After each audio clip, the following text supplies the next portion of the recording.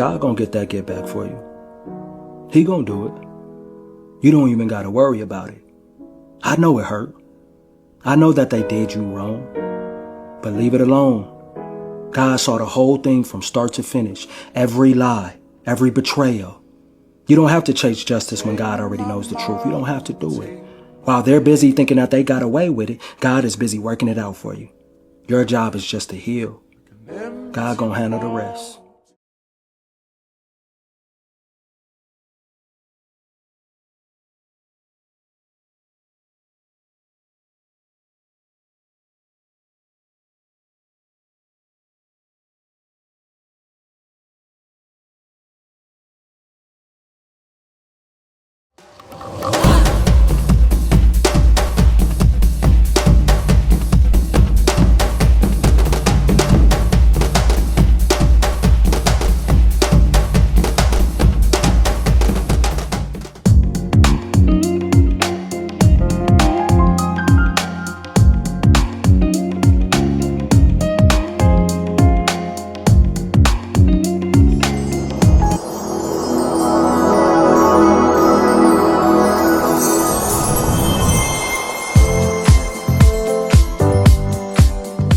Hello, my darling Fumi Nation. How are you? How are we?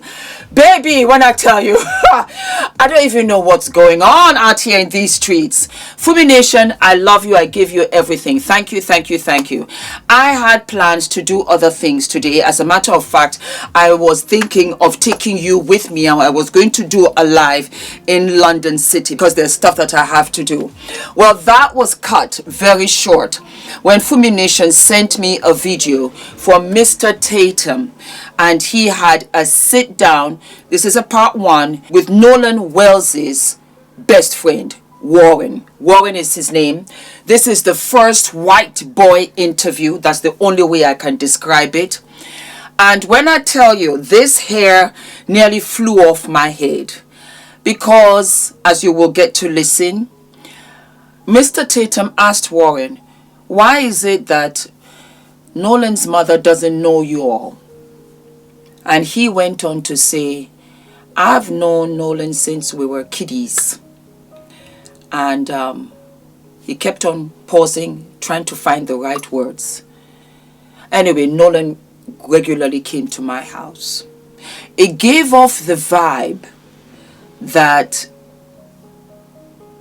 Nolan's family was not exactly cool with his friends. That's what it gave off. We are going to sit through the interview and you let me know what you think. And I'll tell you what I think also at the end. Remember, this is part one. So here we go. So Warren, I'm gonna ask you some very pointed questions. I mean, just straight out. The first thing I wanna ask you is, did you kill Nolan? All right, Warren, we had a chance to get to know each other over the last, 2 days, went out to Horn Island. So I've had an opportunity to talk to you about a few things, and the things that you've told me have literally blown my mind. But the world haven't had a chance yet to hear your story, to hear Nolan's story through you, through his friend. And it's not just you, it's a bunch of y'all. But, you know, some of the other guys were afraid because of the threats and the violence that's been threatened against their lives and all of the above. But you decided that you wanted to take this bold step and give a statement and, you know, get your side out here. And I want to start at the very beginning of all of this and ask you, what was your relationship like with Nolan? Who was he to you? Nolan, I could describe Nolan in a million ways. I mean, Nolan was not just a best friend of me, but he was a brother. I grew up through elementary, middle school, high school, and even our freshman year of college. You know, we talked on the phone all the time. We were really close friends. And I mean, Nolan was like a brother to me. And Nolan lit up every room he walked in. He always had a smile on his face. He always had something good to say. I've never seen Nolan get in an argument with somebody and say bad things about someone. You know, there's a lot of people that talk crap nowadays, and Nolan was never that person. Sweetest soul ever. And I mean, I had a great relationship with Nolan. I've never got in an argument with Nolan. We were super close, and I've never said or will ever have anything bad to say about Nolan Wells. Yeah, and you guys, you said you kind of grew up together. Mm-hmm. Did you know his mom, or how was that? Because I saw in the media where it appears that she may have said, at least I saw in part, that she said as if she didn't know any of you guys. Right.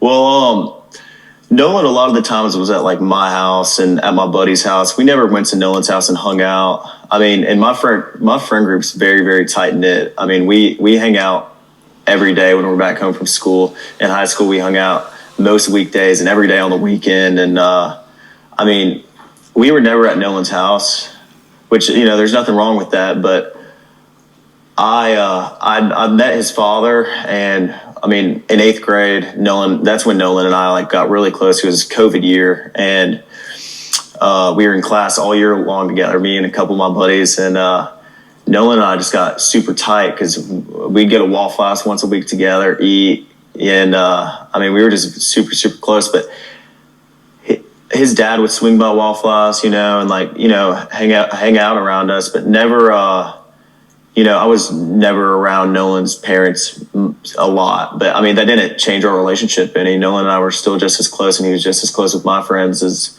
you know, anyone else. So, and walk me through the day of 4th of July where you guys were all going out. Right. This seems like something that I would assume that may have occurred more than just this year. Yeah, of course. Was it something that you guys did more than just this year? This is a 2-part question. I want to know, is it something that you guys typically did together, that you hang out often in this fashion? And then I want you to then walk me through 4th of July this year when the incident happened. Okay. You know, being from the Gulf Coast, there's a boating and fishing is very, very popular. The 4th of July, every year, my friends and I, or my family and I, are out on the water. I mean, that's the one day is guaranteed everybody's going out. And that's a known thing. Everybody's trying to get a ride out to Horn Island, or, you know, people go to Ship Island, but most of everybody from Ocean Springs and the Gulf Coast go to Horn Island. And, you know, we went last year. Nolan was on the boat with me last year, and he was, I mean, this was a common thing. My friends go on the boat when we're home. Very, very common. That's what we like to do. My friends like to fish also, and like to go on the boat, not just fishing, but like to go on the boat, like to go on sunset cruises, like to do it all, you know, on the water, you know. And I mean, Nolan loved to do that too. I mean, he was not like he was just like everyone else in our friend group. He loved to go on the water and, you know, have a good time with the guys, and that's what we did a lot. But 4th of July, everybody was out there. Like I said, like Nolan was always trying to go on the boat, trying to go out there with us, and he was always welcome to come. Nolan was always out there with us. And but started 4th of July, you know, my buddies and I had talked about this week's upcoming, you know, everybody's very, very excited for the 4th of July from down here. Like it's a big thing. It's a big deal. Very, very big deal. And I mean, I actually stayed with Nolan that night at my buddy's house, and I woke up at my buddy's house, and we went to McDonald's, got food. Nolan was not with me, and I went and got breakfast. I had my buddy's boat hooked up to my truck, and well, first I ran to my house, then I went to McDonald's and came back, and the boat was already hooked up to my truck. My buddy Wyatt and I went, and with my buddy, and we went, filled the top of the boat off, loaded it down with ice, and just got everything ready. Then Wyatt went and put his smaller boat in the water, which is the Palm Beach. He's an 18-foot Palm Beach, and I drove the boat from Fort Bayou Boat Launch to my buddy's grandparents' house, and that's where we all planned to meet up that day. And you say we all, who are you talking about? You, Nolan, and how many people are going to meet you guys there? We had roughly 20 to 30 people coming on 3 separate boats with us. And so we were all following each other out there as one big group. You know, it wasn't just me and Nolan and a couple other of my buddies. There was 20 or 30 people spread out where we all met at the dock before, and then we departed to go to Horn Island. It wasn't just a couple of us. I mean, there were so many people, we had to split up between 3 boats, and we all left and all got there at the same time. Yeah, I just want to make sure that's clear, because the statements that are out there made it appear that it was just you, Nolan, and probably 2 or 3 other guys, and y'all are the only ones that went out to this island. And that's completely incorrect. I mean, Horn Island on the 4th of July is the most popular day to be on the water on, throughout the entire Gulf Coast. I mean, everybody and their mom is on the water on 4th of July, There's no telling. I mean, roughly probably 2 to 3, maybe even 4,000 people out there. There were boats lined up off the island. I mean, there was 3 rows of boats all the way until my vision ended, until I could see of people there was 1 row of boats, and then there was another row of boats, and then there was a 3rd row of boats. Yeah. I mean, there was people lined up all up and down the island to where, I mean, who knows? I mean, and that wasn't just, we were parked on the north side, on the west tip. It wasn't just there. I mean, there's tons of people packed out on the south side and on the east end and in the middle of the island. But just where we were, I mean, there was easily 1,000 people. It wasn't just us. Let's go back a little bit. I want to go back to you guys at the dock, getting on the boat. You're saying there's multiple people, probably 20 or 30 people getting on 3 boats. Right. What boat were you on, and what boat was Nolan on? Nolan was on Wyatt's 22 Triton. On the way out, I went with my buddy Bart, because we had a lot of friends from college coming down, and I called Bart that morning. I was like, "Hey man, can you take your boat out?" And he was like, "Yeah, well, my dad's decided not to go, and I'll take the boat, and I'll take you and your friends." Of course, I mean, he's a buddy of mine.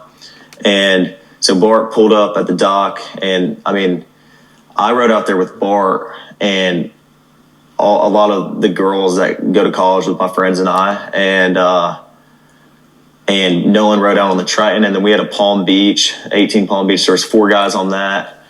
There was like 8 people on the Triton, and then there was 8 or 9 people on the Triton, and then there was the rest of the group, which was ranged from maybe 10 to 15 or 16 people on my buddy's tide line, which is 24 tide line.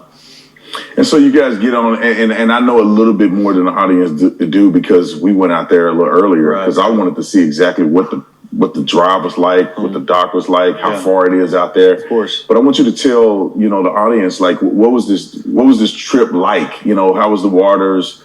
Did you guys do anything in between the time you rode and the time you get to the island? Was there music? Is it like a big party? Like, what is that? Yeah, well, I mean, obviously music's blasting. It's 4th of July, man. I mean, everybody's really excited. And I mean, we had a lot of people loaded down. So obviously our biggest, we're just trying to make sure everybody, gets out there safe. And so, I mean, on the way out there, it was pretty calm. I think it was blowing like 3 or 4 knots. I mean, the waters were clear. It was a great day to be on the water. Sunshine, not cloudy at all. And I mean, it was a great day to be out there on 4th of July. And so, I mean, we followed each other out, and I mean, it was calm. It was calm. On the way back, it was a little more rough, but it was not anything all my buddies' boats couldn't handle, or like, it wasn't like we were getting really beat up or anything. I mean, it was pretty calm. And so you guys get out there.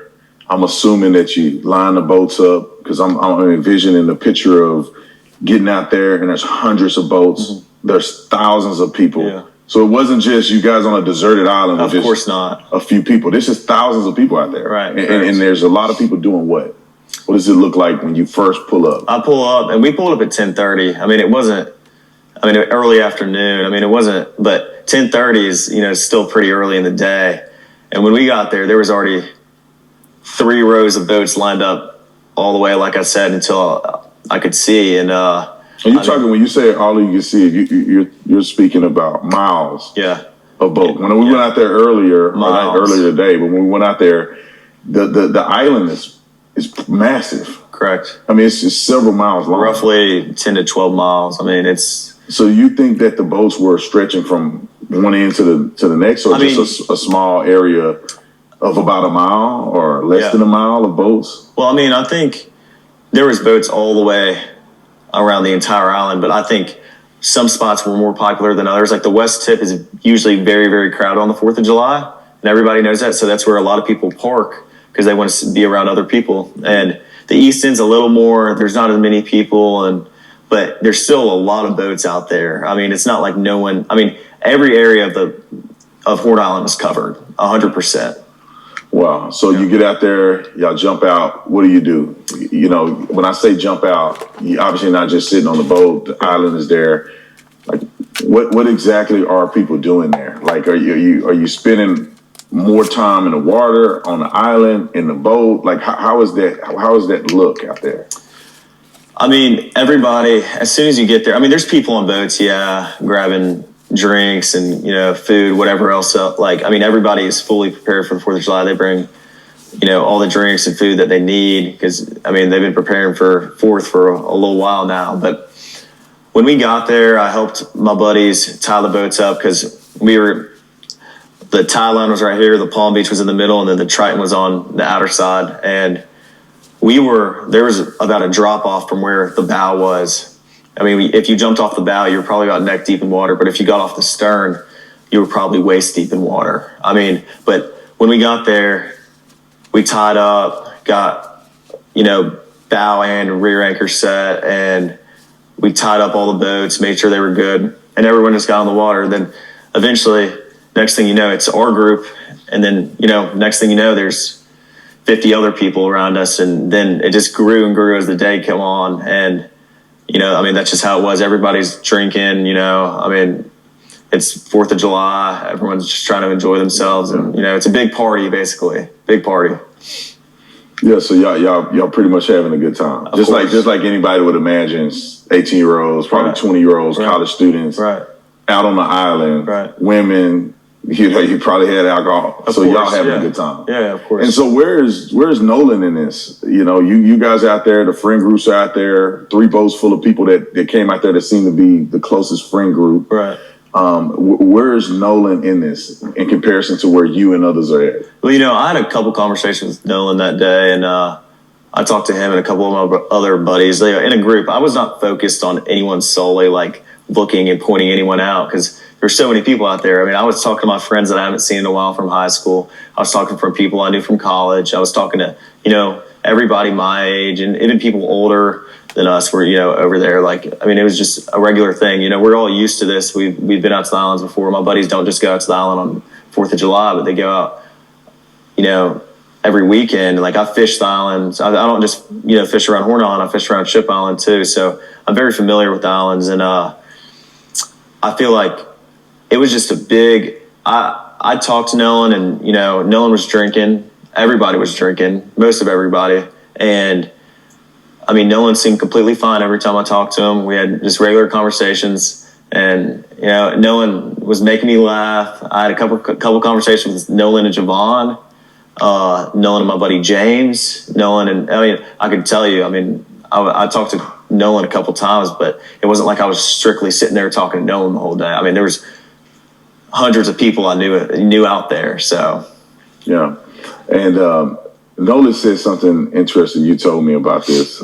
Something he said to you, I would say would be indicative of y'all's friendship. Right. And then he also mentioned something to you about that particular day and what it meant to him. Right. And could you share that? Right. Yeah. So Nolan and my buddy Javon are talking, and, you know, I grew up with Nolan, and Nolan's, you know, just like I said, like, just so joyful, like always happy. Like, every picture I have with Nolan or picture I have of Nolan, he's smiling. I mean, like, he's always happy.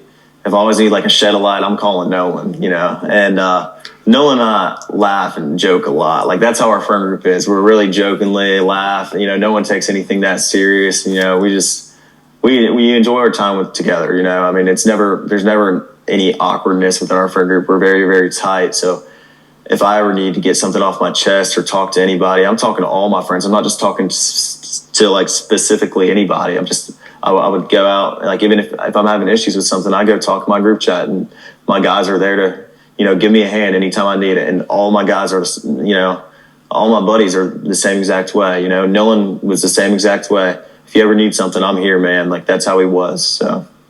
and then you guys get ready to leave prematurely. Right. And like, what? Explain that, because you guys got there around 10. Yeah. It's now 4:30. Right. People are still out there partying and Right. they're having a good time, but something happened to where it necessitated you guys to get the boat up and running. Can you explain that? Yeah. And that will be part 2, which of course I will bring for you guys.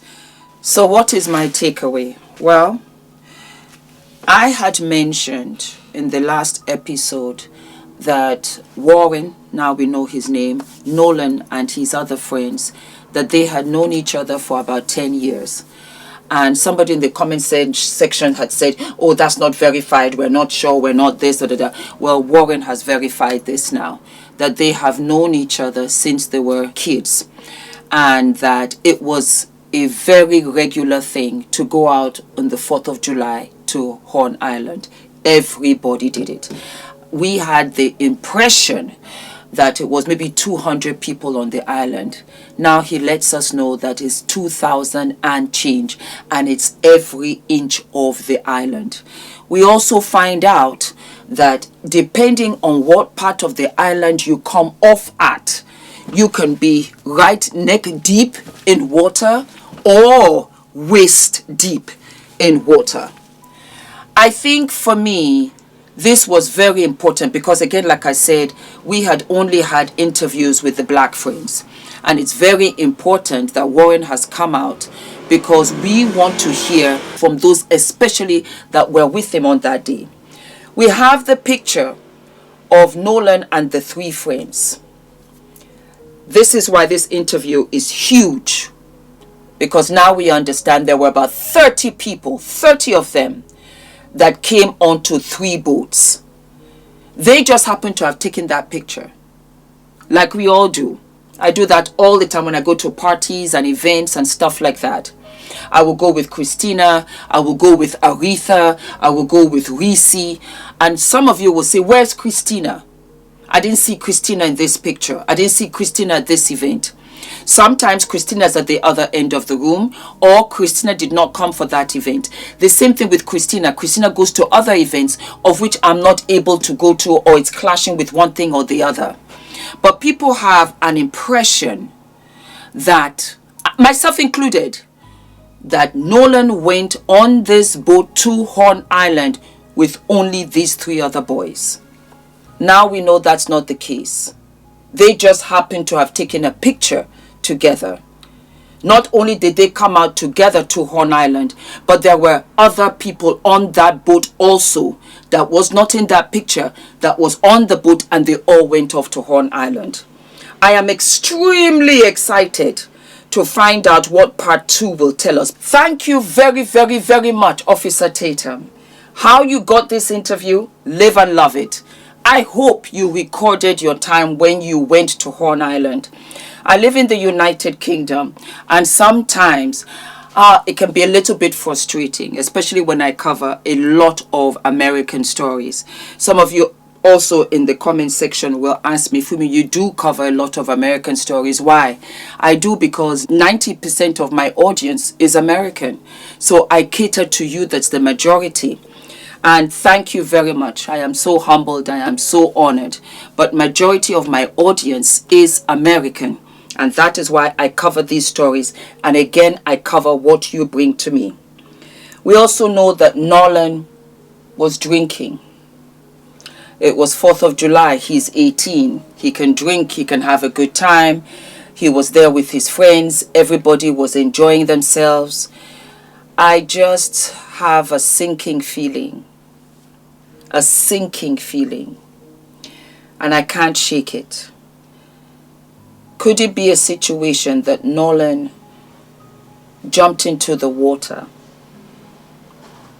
thinking that he was okay, maybe a little bit lightheaded, and then trying to come up, maybe went under one of the boats and couldn't come up and drowned? Because he had had 1 or 2, he was a little bit sunstrokey, lightheaded. I don't know. I'm just saying. I just had I just have a sinking, sad feeling that could be a thing. I don't know. I almost want to cry because I feel as if it's a freak accident.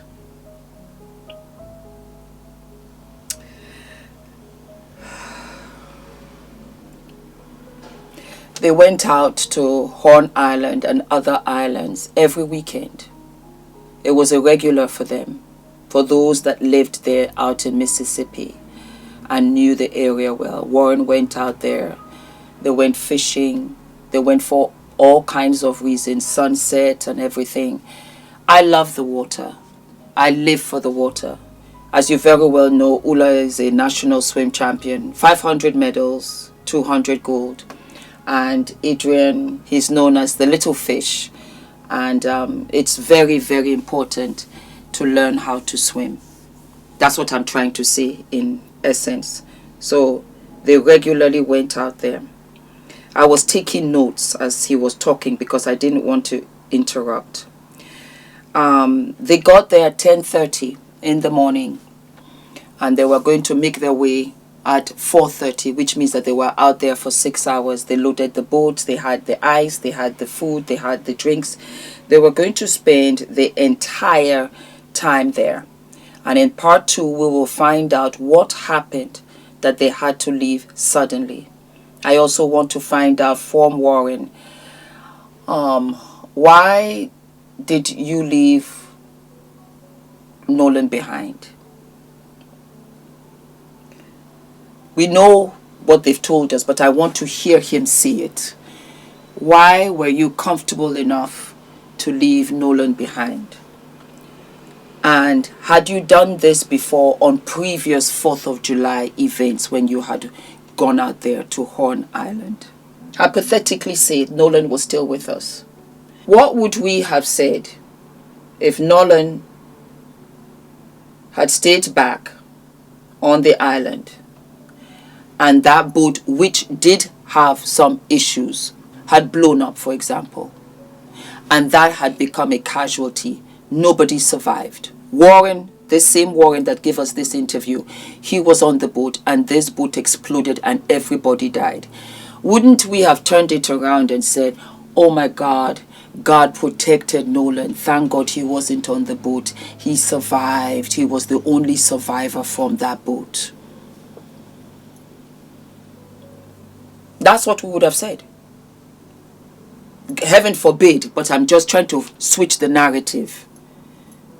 Had he said, I'm staying back because I want to speak to Nikki, and he turned out to be the one that had lived, and everybody on that particular boat of which he was supposed to be on to go back on shore had exploded and everybody died, we would have turned around and said it was a miracle that the blood of Jesus was over him.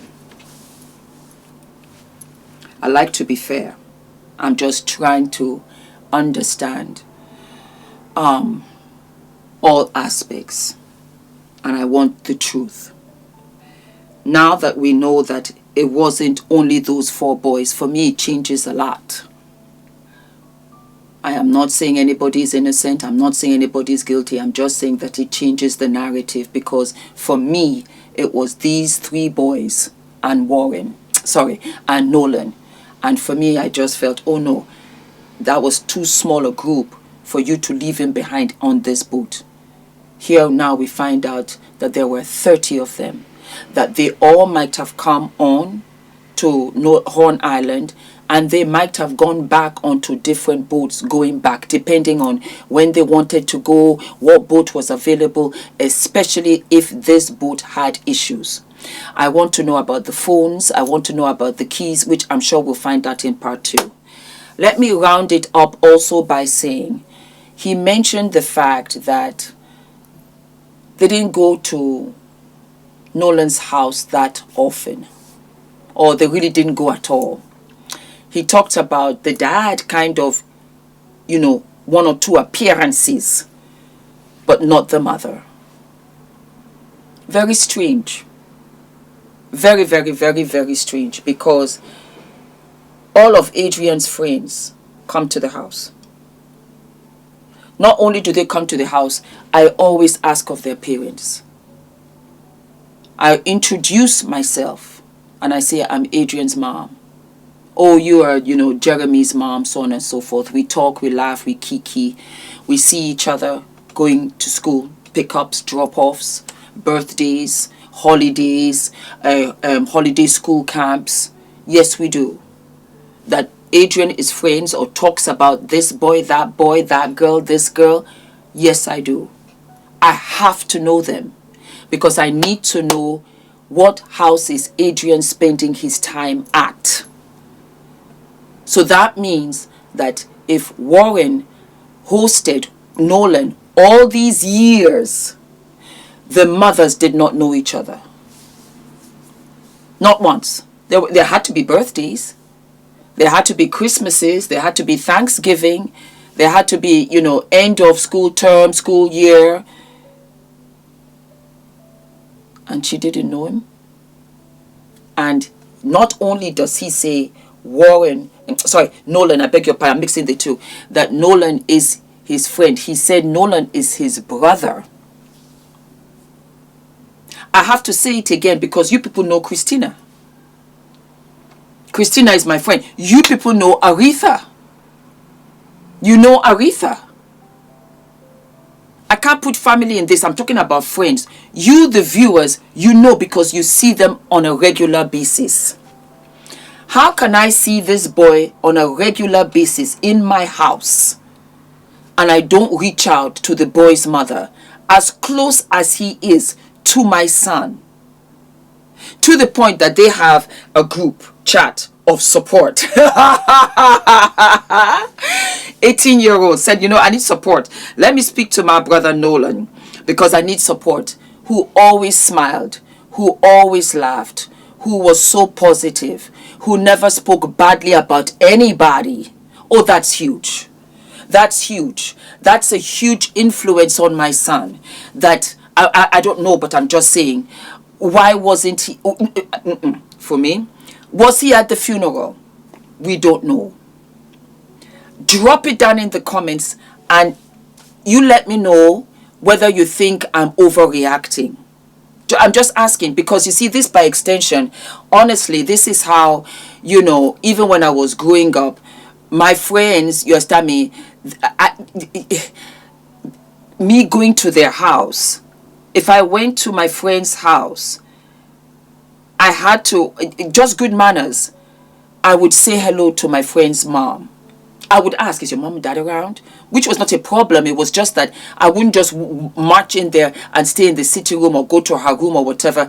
I would greet whoever was in the house.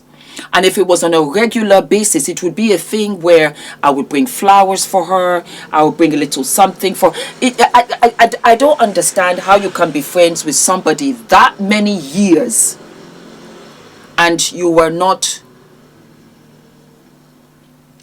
close-ish aware of the mother. I am saying that because I am trying to understand the relationship with Nolan's parents and himself.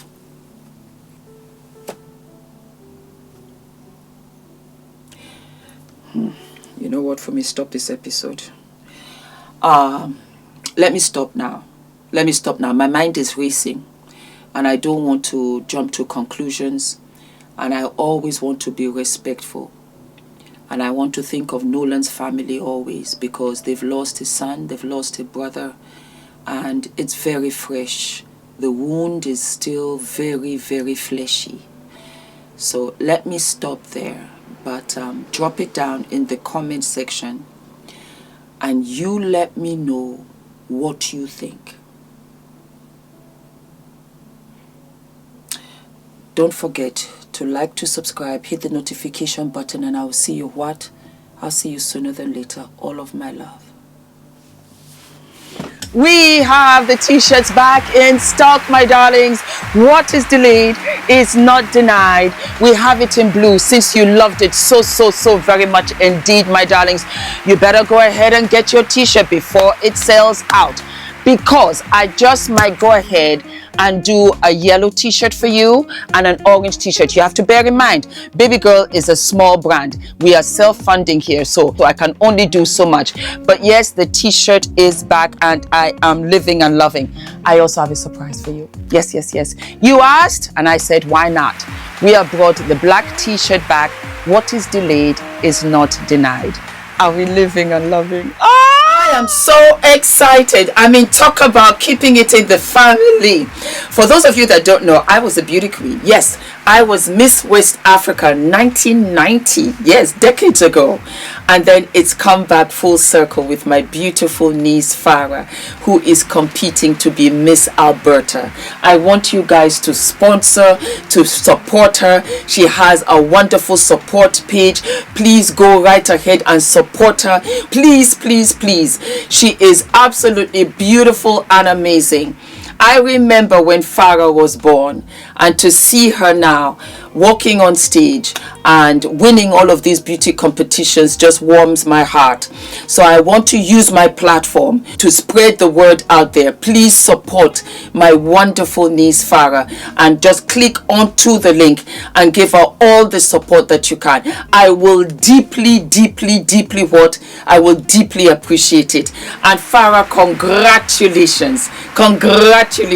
Well, you know you're my daughter anyway, because I don't have daughters, so you are my daughter. It doesn't matter who birthed you, you're my daughter, and I am so proud of you. Fumi Nation, this is the first. Yes, my darlings, the next generation doing wonderful and amazing things, and for Farah to walk out on these platforms and really follow in my footsteps, I am absolutely speechless, and I want you to support her. Okay, all of my love. Thank you for everything. I love you guys. Mwah. Hi guys, my name is ENITAN, hair coach. I am UK's first ever hair coach and a trichologist. We are a team of trichologists and hair coaches here in W6 London, and we help those who are desperate and have tried and everything else has failed. We look after those who have chronic scalp concerns, flaky, itchy scalp that's been going on for many years. We help those that have hair loss that has progressed instead of improved, and we help those that just generally want to have a better understanding of better quality hair, length, volume, and reduce that dryness. Visit us by clicking